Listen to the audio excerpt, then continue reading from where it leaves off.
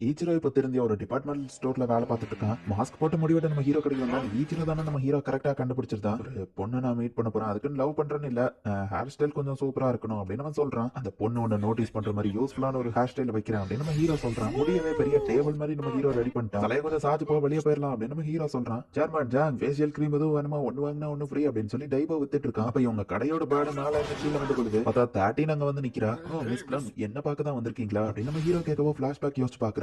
அவனை உடனே கொண்டுட்டு அவன் டேகரை தூக்கிட்டு வா அப்படின்னு மாஸ்டர் சொல்லவும், ஆனா எதுக்கு மாஸ்டர் அப்படின்னு சொல்லி அவ கேக்குறா. நான் உனக்கு கத்து கொடுத்த ஃபர்ஸ்ட் லெசனே என்னது, ஏன் எதுக்குன்னு கேள்வி கேட்காம வேலையை முடிக்கணும் அப்படின்னு அந்த மாஸ்டர் சொல்றான். அவள நம்ம ஹீரோவை கொல்லலான்னு போறான், நம்ம ஹீரோவை காப்பாத்திருப்பான். அதான் யோசிச்சு பார்த்துட்டு நம்ம ஹீரோவோட ஸ்வாட மட்டும் அங்க இருந்து தூக்கிட்டு ஓடிடுதா. நான் உனக்கு கடமைப்பட்டிருக்கேன், மயங்கி கிடக்கிறவன் கூட சண்டை போடுறதை விட நீ சரியான நான் திரும்ப வருவேன் அப்படின்னு சொல்லியிருப்பா. நம்ம ஹீரோ இப்ப சரியாயிட்டாங்கிறதுனால இப்ப நம்ம ஹீரோவை கொல்றதுக்கு அவ ஓடி வரா.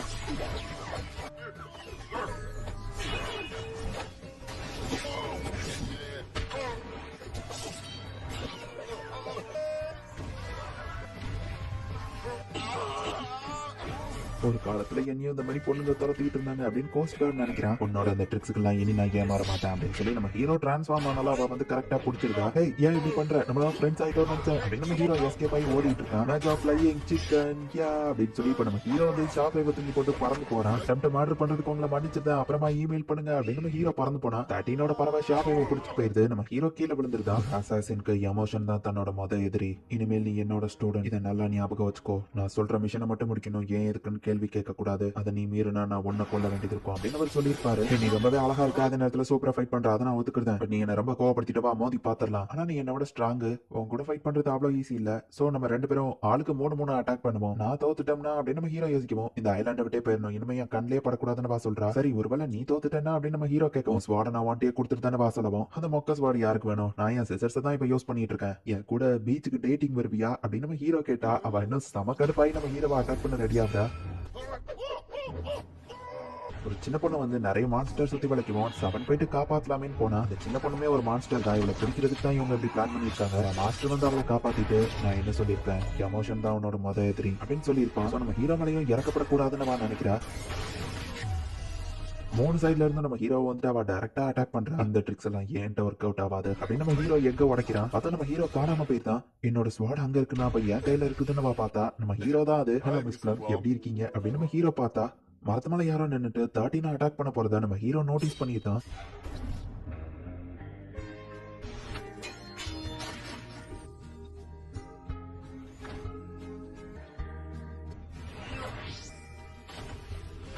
அவன் எப்படி என்ன பார்த்தான் அப்படின்னு யோசிக்கிறா. பிளம் பிளாசம் 11 தான் வந்துட்டு 13 அட்டாக் பண்ண வந்திருக்கா. சிஸ்டர் நீயா அப்படின்னு சொல்லி 13 பாக்குறா. 11 அங்க இருந்து பறந்து போகலாம். இவ என்ன ஏஞ்சலா அப்படின்னு நம்ம ஹீரோ பாக்குறா. கல்யாணம் ஆயிட்டு ஃபிளைங் பேர்ட், அது என் சிஸ்டர் தானா அப்படின்னு சொல்லி அவ பார்த்தா. நம்ம ஹீரோ கணத்துல லைட் அடிச்சுட்டு, நான் 3 அட்டாக் பண்ணிட்டேன், தோத்துட்டேன், உன் ஸ்வாட திரும்ப தந்துருதான் 13 சொல்லுவோம். தேவையில்ல, நீ எனக்காக செஞ்சு கொடுத்த சிசர் என் பழைய சிசரை விட சூப்பரா கட் பண்ணுதுப்பா அப்படின்னு நம்ம ஹீரோ பார்த்தா. 13 ஒரு உயரத்துல போய் நின்னுட்டு ஒரு ஸ்க்ரோல நம்ம ஹீரோ கிட்ட கொடுக்குறா. ஐபோ சேர்மன் ஜான், அந்த பாடி கார்டு மியா, அப்புறமா மேட் பா, இவங்களை எதுக்கு கொல்லணும்னு ஆர்டர் வந்திருக்கு நம்ம ஹீரோ கேட்கவும். ஷாவோல இருக்கிறவங்க ஒரு ஐலாண்டுக்கு போறதுக்கு முன்னாடி அங்க இருக்கிற ஸ்ட்ராங்கஸ்ட் மெம்பர்ஸ் எல்லாத்தையும் அழிக்கணும்னு ட்ரை பண்ணுவாங்க. ஏன்னா அப்பதான் அவங்க அந்த ஐலாண்ட் ஆக்கிரமிக்கும் போது அவங்களுக்கு பிரச்சனை இருக்காதுன்னு 13 சொல்லுவோம். அவங்க எல்லாம் முட்டா பசங்க நினைச்ச மூளையோட தான் இருக்காங்க நம்ம ஹீரோ நினைக்கிறேன். ஷாவோட கில்லர்ஸ் கடுமையான ட்ரைனிங் எடுத்து தான் உலகத்தோட ஸ்ட்ராங்கஸ்டா மாறி இருப்பாங்க. சோ ஷான்வுல ஒரு மெம்பரா சேர்றது அவ்வளவு ஈஸியான விஷயம் கிடையாது. இந்த ஐலாண்டோட ஸ்ட்ராங்கஸ்ட் மெம்பரா பிரச்சனையா இருக்கக்கூடிய ஆள் மேட் பார்க்குன்னு அவங்க நினைச்சுதான் என்ன அவனை அசாசினேட் பண்ண அனுப்பி விட்டாங்க. அதுக்கப்புறமா நீ எல்லாரும் கூடயும் ஃபைட் பண்ணதுல இங்க இன்னும் நிறைய ஸ்ட்ராங்கான ஆளுங்க இருக்காங்கன்னு தெரிஞ்சுக்கிட்டாங்க அப்படின்னு 13 சொல்லுவோம். அப்ப எல்லாரையும் காட்டி கொடுத்தது நீதான், இதெல்லாம் உன் தப்பு தான் அப்படின்னு டைபா சொல்றான். இப்ப ரொம்ப லேட் ஆயிடுச்சு,